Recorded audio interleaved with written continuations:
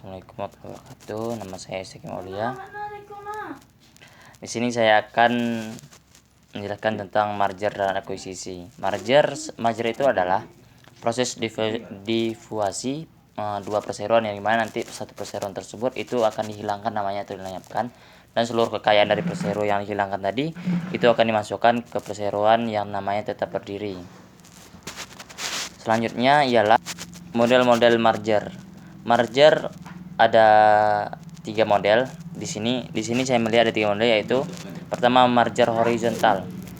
Adalah merger melakukan usaha sejenis usahanya sama, misalnya merger antara dua perusahaan, roti merger perusahaan sepatu, merger perusahaan kapas. Contoh PT Syalala yang mengusahakan kapas bergabung dengan PT Xbrea yang mengusahakan pemintalan. Nah, bergabungan kedua merger tersebut dalam dua fungsi yang sama itu disebut dengan merger horizontal atau setara. Yang selanjutnya itu ialah merger vertikal, yaitu ialah merger yang gabungan antara dua perusahaan yang dimana keduanya itu saling berhubungan. Contohnya seperti perusahaan pemintalan benang itu berkolaborasi atau bergabung dengan perusahaan pembuat kain. Selanjutnya itu ialah merger, yaitu merger konglomerat, yang dimana misalnya dimana perusahaan bergabung untuk menghasilkan produksi yang bagus tanpa ada kaitannya, seperti merger horizontal dengan merger vertikal tersebut. Nah, selanjutnya kita akan melihat syarat-syarat merger, yang dimana syarat-syarat merger yang dilakukan akan atas inisiatif perusahaan yang bersangkutan. Nah, merger yang dilakukan atas inisiatif perusahaan harus penyehatan perusahaan. Yang kedua itu pelaksanaannya harus memperhatikan kepentingan perusahaan, kreditur, pemegang saham, minoritas, dan karyawan perusahaan, juga kepentingan rakyat banyak. Dan persaingan yang sehat dalam melakukan usaha perusahaan itu diatur dalam pasal 5. Kemudian yang syarat ketiga dari merger adalah merger hanya dapat dilakukan dengan persetujuan rapat anggota yang dihadiri oleh pemegang saham atau anggota koperasi. Itu diatur dalam pasal 7 ayat 2. Selanjutnya, setelah syarat-syarat merger itu adanya tata cara merger. Merger juga memiliki tata cara, ya kan? Yang pertama ialah menyusun usulan rencana merger. Yang kedua itu tata caranya menyusun rancangan merger dan konsep akta merger. Nah, di sini yang ketiganya pengumuman ringkasan rancangan merger itu juga termasuk dalam tata cara merger. Dan yang keempat, rapat anggota masing-masing pihak. Kemudian pembuatan akta merger di hadapan notaris. Ya, di sini pembuatan akta merger itu harus dilakukan di depan notaris. Yang keenam, adanya permohonan izin merger kepada Bank Indonesia dengan tembusan pada Menteri Kehakiman. Persetujuan dan penolakan permohonan izin. Dan yang ke-8 yang terakhir ialah pengumuman hasil merger.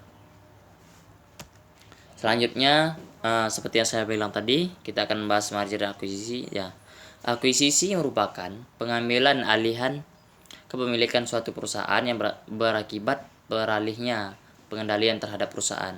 Nah, di sini berarti dapat kita cerna bahwa akuisisi itu ialah pengambil alihan terhadap suatu perusahaan yang setelah berdiri, dan nanti setelah kita ambil alih, berarti itu juga terikut ambil alihnya kendali terhadap perusahaan tersebut.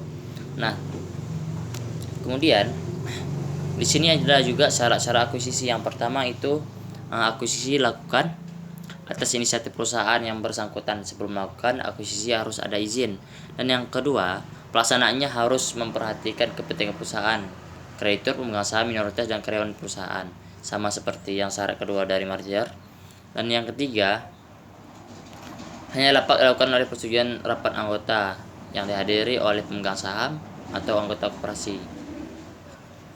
Nah, setelah syarat-syarat merger, syarat akuisisi, di sini juga adanya tata cara akuisisi. Yang pertama itu penyampaian maksud akuisisi pada perusahaan yang akan diakuisisi. Diakuisisi di sini berarti pengambil alihan perusahaan seperti yang saya dijelaskan pertama tadi. Dan yang kedua, menyusul usulan rencana akuisisi. Yang ketiga, menyusul rancangan akuisisi dan konsep akta akuisisi. Dan yang keempat, pengumuman ringkasan rancangan akuisisi. Dan yang keenam, pembuatan akta akuisisi di hadapan notarisnya. Jadi di sini bisa kita lihat bahwa kesamaan dari terhadap merger dan akuisisi itu, dan pembuatan akta akuisisi itu harus di hadapan notaris. Dan yang kelima, rapat anggota. Yang keenamnya, permohonan izin akuisisi dengan tembusan kepada Menteri Kehakiman. Dan yang ke-8, persetujuan atau penolakan permohonan izin akuisisi. Dan yang ke-9 itu pengumuman hasil akuisisi. Nah, di sini berarti memiliki 9 tata cara. Berbeda dengan merger tadi memiliki 8 tata cara. Jadi kesimpulannya dapat kita lihat bahwa sebelum melakukan merger dan akuisisi, kedua perusahaan harus memperhatikan budaya yang ada di perusahaan masing-masing. Karena dengan budaya yang ada dan akan menimbulkan permasalahan baru bagi perusahaan.